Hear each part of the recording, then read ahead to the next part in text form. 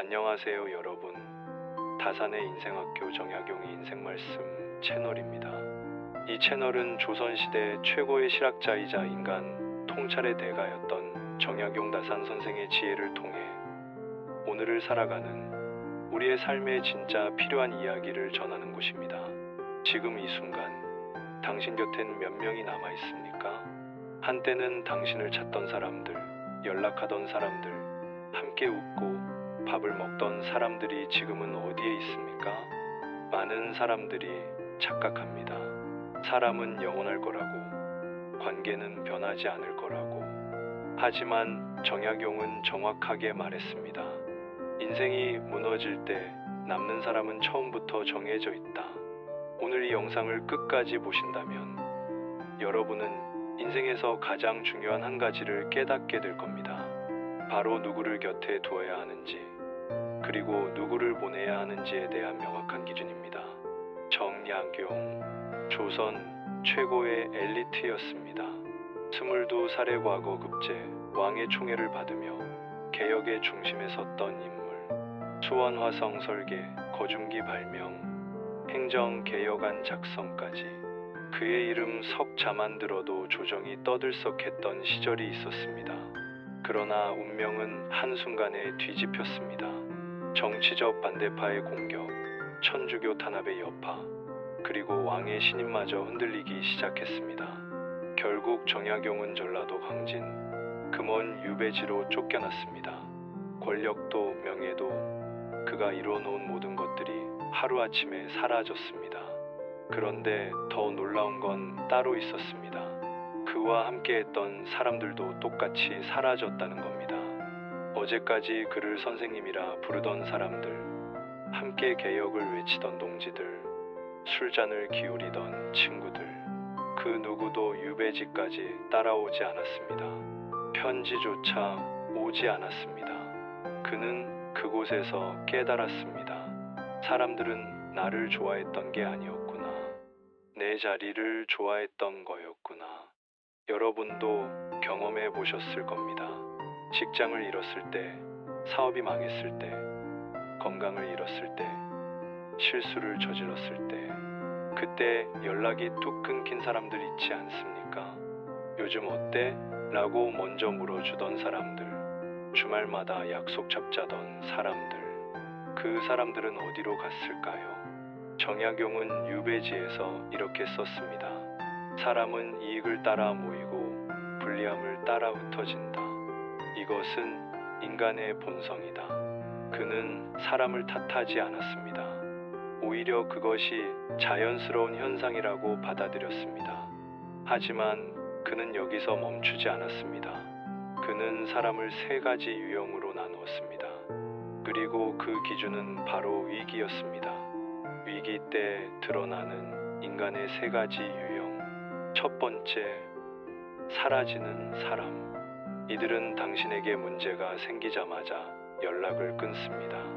전화를 받지 않고 메시지를 읽고도 답하지 않습니다. 만나자는 약속은 자꾸 미루고 어색한 이유를 대며 거리를 둡니다. 정약용은 이런 사람을 두고 말했습니다. 함께할 수 없는 인연이다. 억지로 붙들 필요가 없다. 그는 이들을 원망하지 않았습니다. 다만 정리했을 뿐입니다. 왜냐하면 이들은 애초에 당신을 본 게 아니라 당신의 위치를 본 사람들이기 때문입니다. 두 번째, 말만 남는 사람. 이들은 사라지지는 않습니다. 오히려 연락은 옵니다. 힘내, 괜찮아질 거야. 너는 할 수 있어. 위로의 말은 쏟아냅니다. 하지만 그뿐입니다. 구체적인 도움은 없습니다. 행동은 따라오지 않습니다. 당신이 정말 손을 내밀 때 그들은 이렇게 말합니다. 나도 요즘 바빠서 내가 도와주고 싶은데 상황이. 정약용은 이런 사람을 이렇게 평가했습니다. 위로는 쉽지만 함께 버티는 건 어렵다. 이들은 선한 마음은 있으나 책임질 힘이 없는 사람들이다. 이들을 나쁘다고 할 순 없습니다. 하지만 이들에게 기대를 걸면 안 됩니다. 왜냐하면 말과 행동 사이의 거리가 너무 세 번째, 끝까지 남는 사람. 이들은 말이 적습니다. 힘내라는 말조차 잘하지 않습니다. 대신 그냥 곁에 있습니다. 당신이 밥을 못 먹으면 밥을 챙겨주고, 당신이 말이 없으면 그냥 옆에 앉아 있어 줍니다. 상황이 나아질 때까지 묵묵히 기다립니다. 정약용은 유배지에서 이런 사람을 딱 한 명 만났습니다. 제자 황상이었습니다. 황상은 스승이 유배 갔다는 소식을 듣고 강진까지 찾아왔습니다. 그리고 18년 동안 그 곁을 지켰습니다. 정약용은 황상을 두고 이렇게 말했습니다. 평생의 인연은 많지 않다. 단 한 명이라도 곁에 남는다면 그것으로 충분하다. 정약용이 관계를 정리한 방식. 정약용은 사람을 많이 두려워하지 않았습니다. 오히려 사람을 줄였습니다. 그는 유배지에서 이렇게 썼습니다. 사람은 많을수록 짐이 되고 진실한 사람은 적을수록 귀하다. 그는 유배 기간 동안 500여 권의 책을 썼습니다. 옥민심서, 경세유표, 흥음신서 같은 불멸의 저작들. 그 시간 동안 그는 사람 대신 기록을 남겼고 관계 대신 사상을 쌓았습니다. 그리고 그 결과 그는 조선 역사상 가장 위대한 사상가 중 한 명으로 기억되고 있습니다. 반대로 그를 떠난 사람들은 역사의 이름조차 남지 않았습니다. 이것이 바로 정약용이 우리에게 보여준 교훈입니다. 인생은 사람을 많이 모으는 게임이 아니다. 진짜를 가려내는 과정이다. 오늘을 사는 우리에게 요즘 사람들은 손절이라는 말을 쉽게 씁니다. 관계가 불편하면 차단하고 마음에 안 들면 정리하고. 하지만 정약용은 조금 다르게 말합니다. 먼저 끊어내려 하지 말고 상황이 걸러내게 하라. 인생이 힘들어질수록 사람은 자연스럽게 줄어듭니다. 그건 실패가 아니라 정리입니다. 당신 곁에 남은 사람이 적다고 해서 슬퍼할 필요 없습니다. 오히려 그 적은 사람이 진짜입니다. 반대로 아무도 남지 않았다 해도 괜찮습니다. 정약용도 혼자였습니다. 그러나 그 시간 속에서 그는 자신을 발견했고 역사에 남을 사상을 완성했습니다. 혼자라는 건 외로운 게 아니라 정리된 상태입니다. 이제 당신은 선택할 수 있습니다. 누구를 곁에 둘 것인지, 누구를 보낼 것인지. 그리고 그 기준은 단 하나입니다. 내가 무너졌을 때도 남아있는 사람인가? 지금 이 영상을 보고 계신 여러분, 혹시 지금 힘든 시기를 보내고 계신가요? 혹시 사람들이 떠나가고 혼자 남았다고 느끼시나요? 그렇다면 이 말을 기억하세요.